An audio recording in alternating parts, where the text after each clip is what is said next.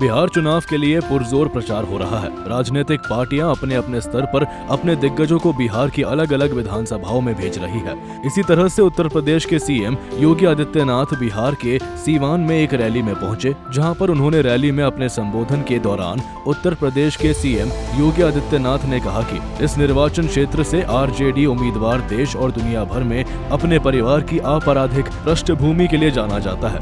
उत्तर प्रदेश में अपराध और अपराधियों के प्रति शून्य सहिष्णुता है। आरजेडी और उनके सहयोगी अयोध्या में राम मंदिर के निर्माण, सीतामढ़ी में मां जानकी मंदिर के निर्माण के खिलाफ है। बहनों और भाइयों, ये चुनाव उन्हीं लोगों के खिलाफ एक लड़ाई है, वर्तमान पीढ़ी को बताने की एक लड़ाई कि पिछले 20 वर्ष में एनडीए की नीतीश कुमार जी के नेतृत्व की सरकार ने प्रधानमंत्री मोदी जी के मार्गदर्शन में जो उपलब्धियां हासिल की है, ये नया बिहार है। जो बिहार अपने गौरवशाली अतीत के लिए जाना जाता है, उसी गौरवशाली अतीत के साथ बिहार को, वर्तमान बिहार को जोड़ने की इस यात्रा जो 2005 के पहले धूमिल हो चुकी थी, पहचान के संकट के दौर से गुजर रही थी, उसी बिहार को पुनः उसकी प्रतिष्ठा दिलाने के लिए डबल इंजन की सरकार वर्तमान में कार्य कर रही है। और बहनों और भाइयों, इसीलिए तो मैं कहता हूं, हमने यूपी के अंदर एक बात कही कि भाई देखो, अपराध और अपराधियों के प्रति जीरो टॉलरेंस, और जीरो टॉलरेंस के तहत आज आप देख रहे होंगे आरजेडी और उनके लोग आज भी अयोध्या में श्री राम जन्मभूमि पर भगवान राम के मंदिर का विरोध कर रहे हैं। सीतामढ़ी और उसके आसपास के क्षेत्र में मां जानकी के भव्य मंदिर के निर्माण और कॉरिडोर के विकास के लिए किए जाने वाले कार्य का विरोध कर रहे हैं। ये आरजेडी के लोगों को बताना चाहिए, अयोध्या में श्री राम जन्मभूमि पर भव्य राम मंदिर का निर्माण होने के पहले उत्तर प्रदेश की डबल इंजन की सरकार ने प्रधानमंत्री मोदी जी के नेतृत्व में अयोध्या में राजर्षि दशरथ जी के नाम पर मेडिकल कॉलेज का निर्माण पहले किया, महर्षि वाल्मीकि के नाम पर इंटरनेशनल एयरपोर्ट का निर्माण किया, और फिर 500 वर्षों के कलंक को मिटाते हुए भगवान राम के भव्य मंदिर के निर्माण का मार्ग भी प्रशस्त किया। इसके साथ ही सीएम योगी ने कहा कि एनडीए पीएम मोदी के मार्गदर्शन और नीतीश कुमार के नेतृत्व में भारत में गरीबों के अधिकारों और कल्याण को सुनिश्चित करने के लिए प्रयासरत है।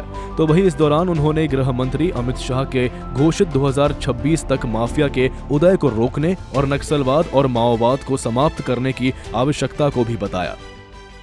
गरीबों के लिए भी आवास बनाए जाते हैं, और मैं स्वयं जाकर के उन गरीबों को वहां पर मकान की चाबी भी दे देता हूं।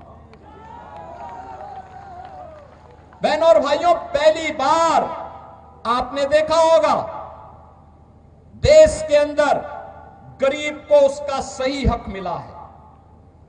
हर गरीब को राशन की सुविधा, हर गरीब के पास उज्ज्वला योजना का कनेक्शन, हर गरीब के पास शौचालय की व्यवस्था, हर गरीब के पास 5 लाख रुपए की आयुष्मान भारत की सुविधा। और बिहार में तो डबल इंजन की सरकार ने एक भी और भी कुछ काम किए। हर माता के खाते में अभी नगद धनराशि देकर के उन्हें स्वावलंबन के पथ पर अग्रसर करने का एक नया कार्य और प्रारंभ हो गया है। आप मुझे बताओ, ये मोदी जी के मार्गदर्शन में और नीतीश जी के नेतृत्व में बिहार के अंदर आज ये सभी कार्य युद्ध स्तर पर आगे बढ़ रहे हैं। ये कार्य हो रहे हैं। ये कार्य तभी होते हैं जब नारा होता है सबका साथ और सबके विकास का। और इससे पहले 2005 के पहले क्या होता था?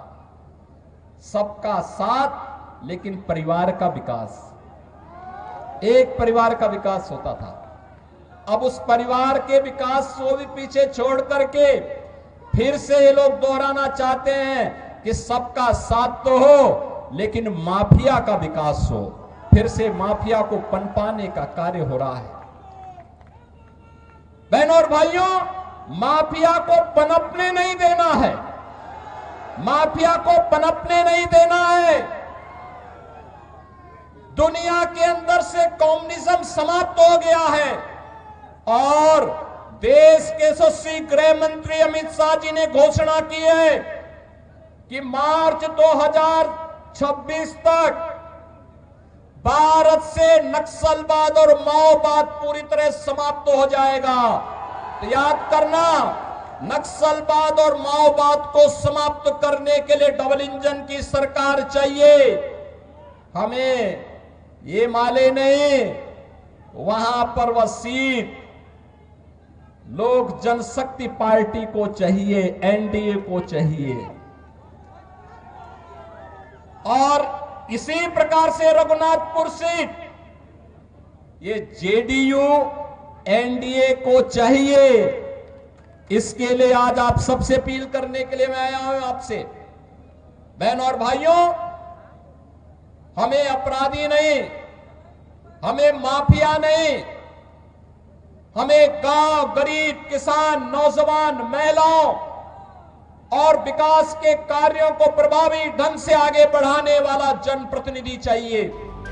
बता दें कि बिहार विधानसभा चुनाव 2025 का मतदान 2 चरणों में होगा, जिसमें पहला चरण 6 नवंबर को होगा और उसके बाद दूसरा चरण 11 नवंबर को होगा। इसके साथ ही इस चुनाव के नतीजे 14 नवंबर 2025 को आएंगे। अब देखना होगा कि बिहार के इस चुनावी दंगल में सत्ता का ऊंट किस करवट बैठता है। ब्यूरो रिपोर्ट, सूर्य समाचार।